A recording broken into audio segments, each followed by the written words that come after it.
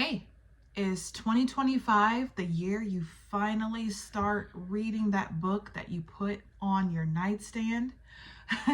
Well, I'm so glad you decided to because we're getting ready to start a new series.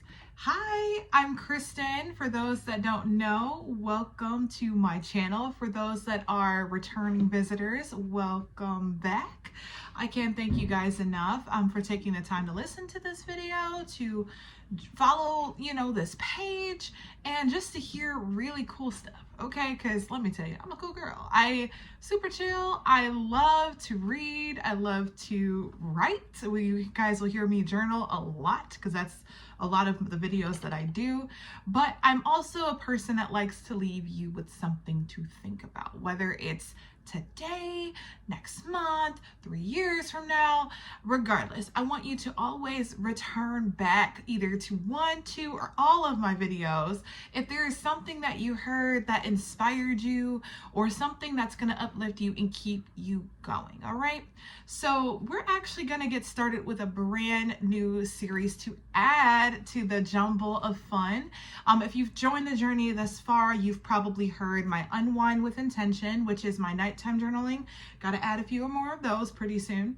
You may have stuck around for the Rise and Glow series, which is our morning journal session where I give you questions and prompts to help guide your day, and also, like I said, give you more things to think about and consider. So like for January, we've been focusing on intention, discipline, removing distractions, and just living life intentionally. And then of course we have the Beauty Becomes Her series.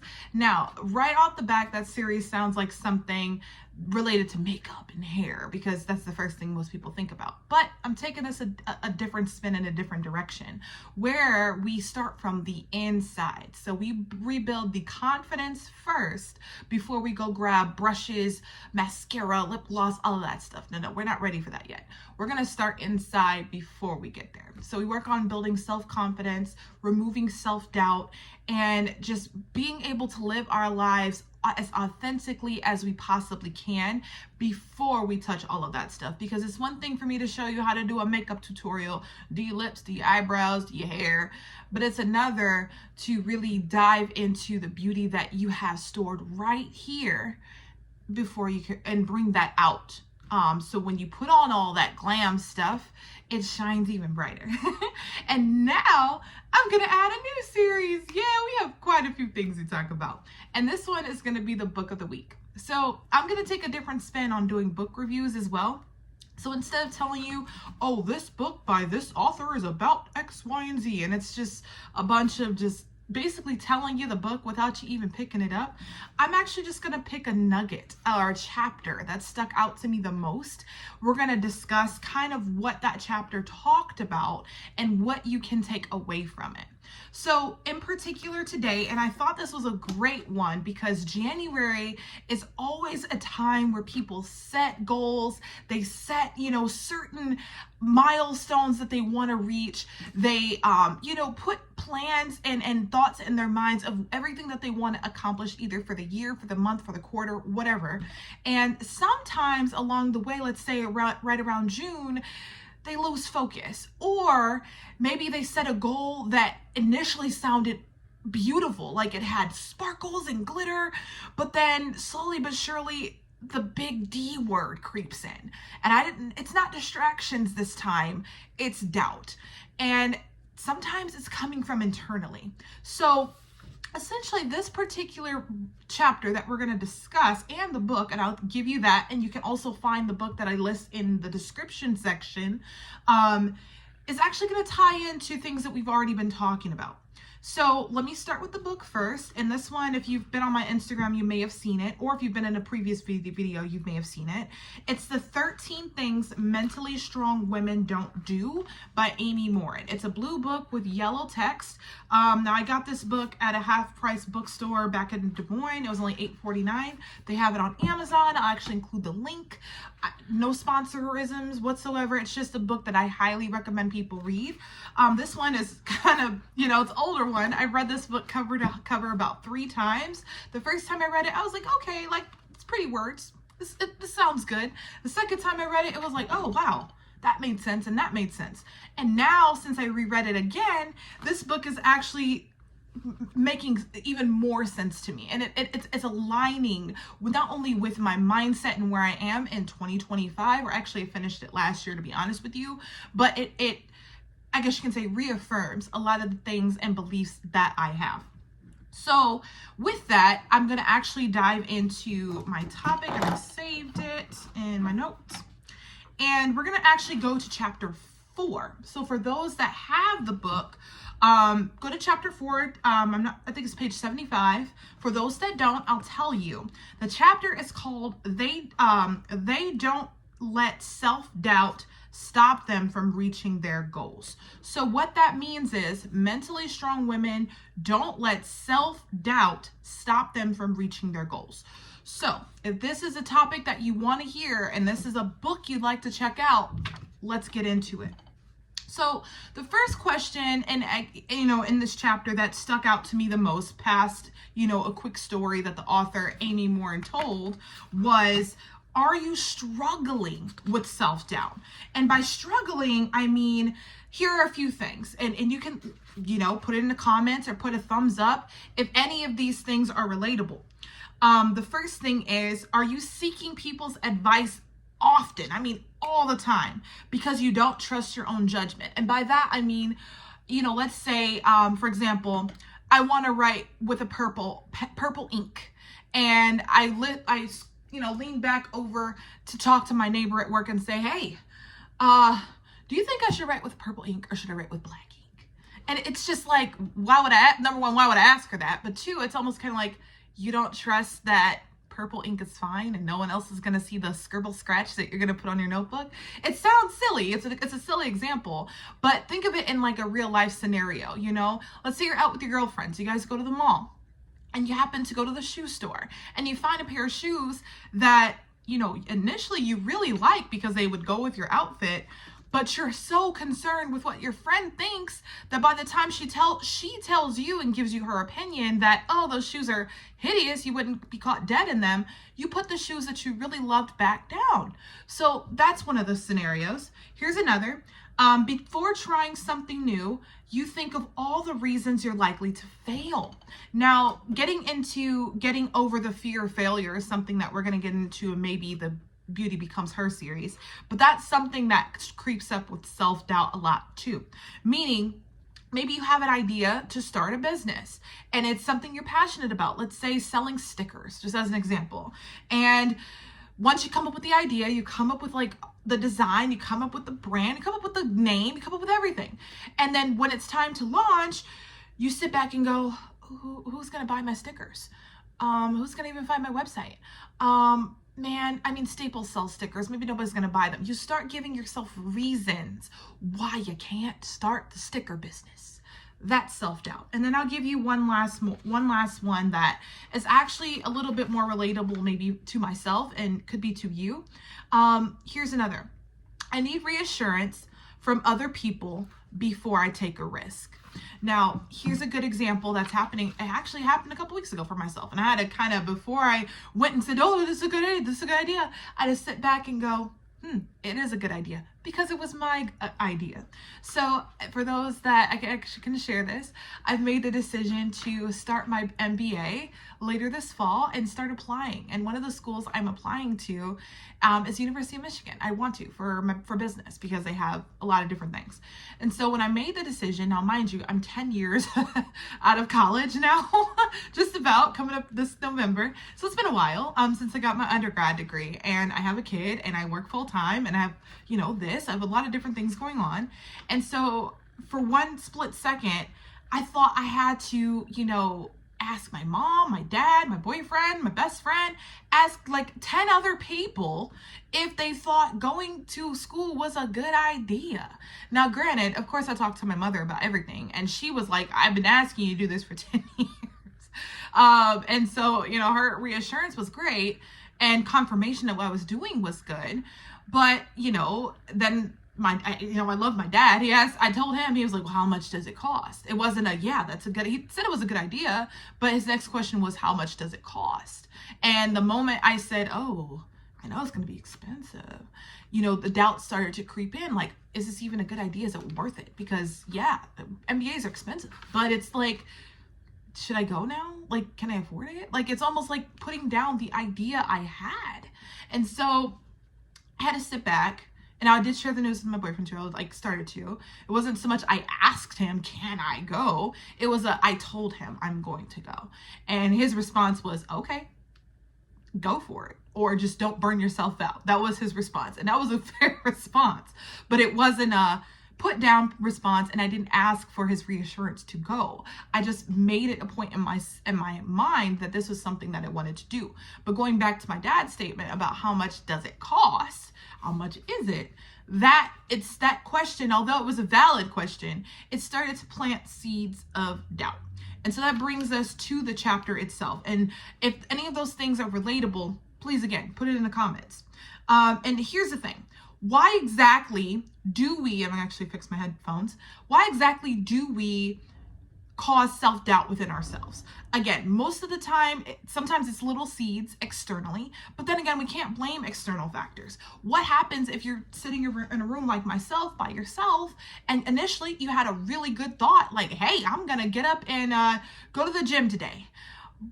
But then you have a nugget of doubt. It's cold, it's snowy, it's going to snow. I don't know if I should go. Those are things that come out of your mouth. So more or less, the reason in the chapter that Amy says, and there's just a couple, and I'm sure there are more reasons. The first primary reason, I'm speaking specifically to women, and guys, don't get offended. This is just, what she has written. The first is, boys are taught to be brilliant and girls are taught to try hard, which means, initially, right off the bat, women are, more likely to be meant to be percepted based around, I guess you can say their concept of brilliance, whether it's, how can I say this? Around like artistic things versus, going for things that are, I guess you can say, more logic based. And that's been history. And in her book, you'll see like some of the stats that she was able to find with this as it relates to children specifically. And one of the things that caught out to me from a study that she found said that most stereotypes historically discourage women's pursuit of any prestigious careers, and sometimes they become I guess you can say underrepresented in certain areas because those things are thought of to be, let's just say, manly endeavors, or I guess you can say more masculine. And because of that, maybe even as a young child, if you are a girl, let me be very clear, or woman, you may have experienced, a lot more self-doubt growing up than your male counterparts would have. And although, and based on, I guess, this particular paragraph, and I want you to read it yourself to interpret it the best way that you can, growing up, girls, most of us were brought up to be, the princesses, and we're brought up to have, maybe everyone do things for us, whether it's our dads, brothers, cousins, husbands, boyfriends, whoever. Whereas boys, we're kind of thought of to do things themselves. And so as women, when we make the decision to do something for ourselves, so back to my example of going to, grad school, or back to my example about picking out the shoe that you want, our mindsets are sometimes wired to ask for, like I said, reassurance, or maybe just additional guidance to do something. And, if this is the case for you when you're a child, just imagine like what it does to you when you're an adult. And, she goes on to say, there is also a connection between, how we were raised and what society begins to show us. And this particular section is relatable, for people, maybe even like myself, or if this could be relatable for you, where you've had parents that were, how can I say this, very, I wouldn't say push their views, but more or less let you know certain things, how certain things should go based on what they think is best for you. So much so that you rely heavily, not only on what they think is the right idea and right pathway forward for you, but you begin to search for answers in other areas and other people as well as you grow up and leave the house and leave the nest, if you will. So I'll go into another concept, and then I do want to cover, on the backside, like what are things that you can do to maybe reduce that self-doubt. Even if it's not cold turkey and you can't cut it right away, how can you reduce it and make, I guess you can say, your decisions more prominent and be more confident in the decisions that you make based on, again, her book. So here's why she says it's bad. Number one, it takes a psychological toll. So coming from someone like, if you've listened to a previous video of mine, who's a recovering perfectionist, it makes it hard for us to make a decision.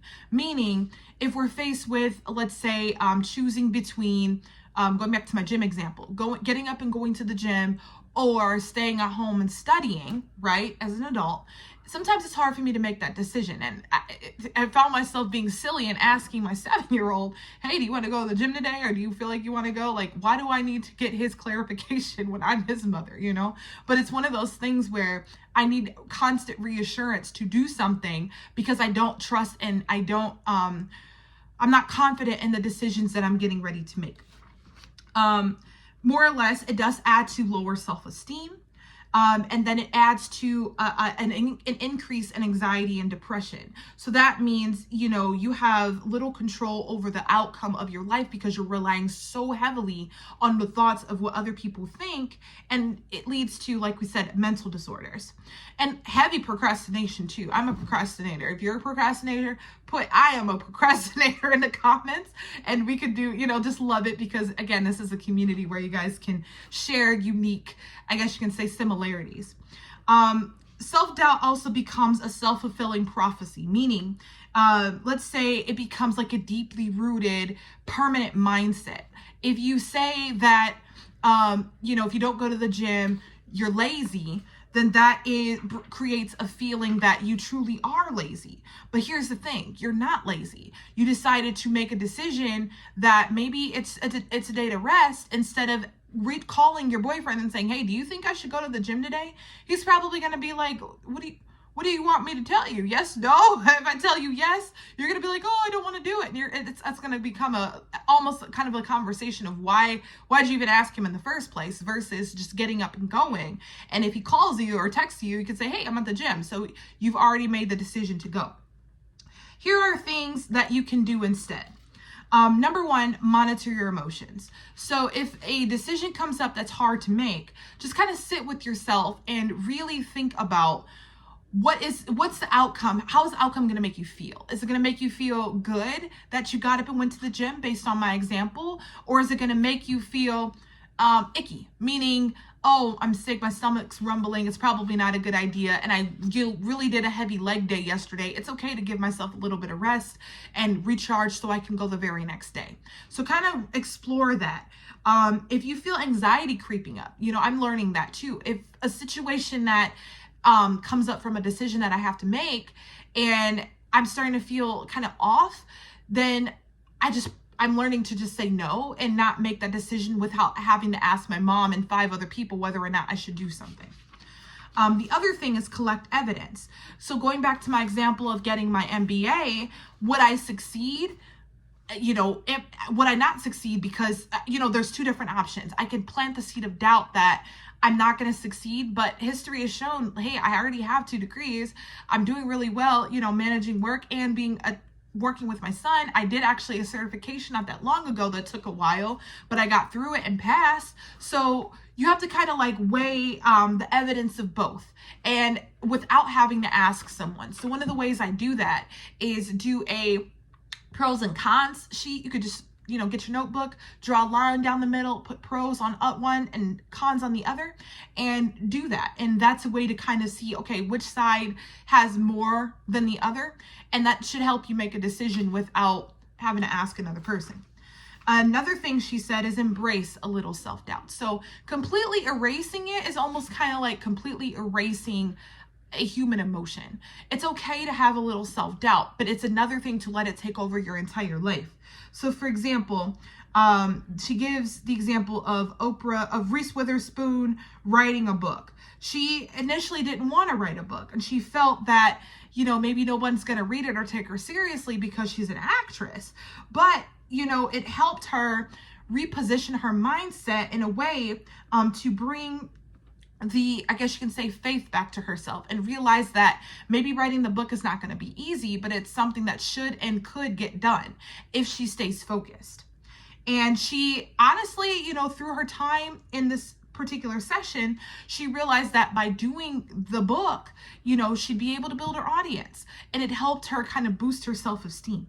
And the last thing that Amy mentions is consider the worst case scenario, and not worst case in, oh my God, if I do this, the world's going to fall apart. But ask yourself, hey, if I choose the purple shoes in the store, what's the worst thing that's going to happen? Either A, I'm not going to have the right pants to wear with it.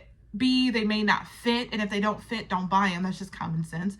But, give yourself a worst case scenario in your head. Don't ask your friends that. Don't ask your loved ones. Ask yourself that, and kind of work yourself back from there. But yeah, I mean, those are things that, she covered in this book. Again, I recommend picking up 13 Things Mentally Strong Women Don't Do. It's a really good one. We'll actually maybe do another chapter during our next episode of the Book of the Week to finish out this book. And then we'll kick off February with another book. And I'm excited to kind of dive into those topics because, yes, I'll do a lot of self-help, but eventually I'll do some fiction ones too, because I'm a fiction girly and I think people like those like those books. It's a break away from reality. But if you like this video, please, I stuck around this long, like, comment, subscribe to my channel. I want to get the message out, and I want to bring more people to the community too. Well, I do thank you, and thank you so much for listening, and tune in for the next Kristen video.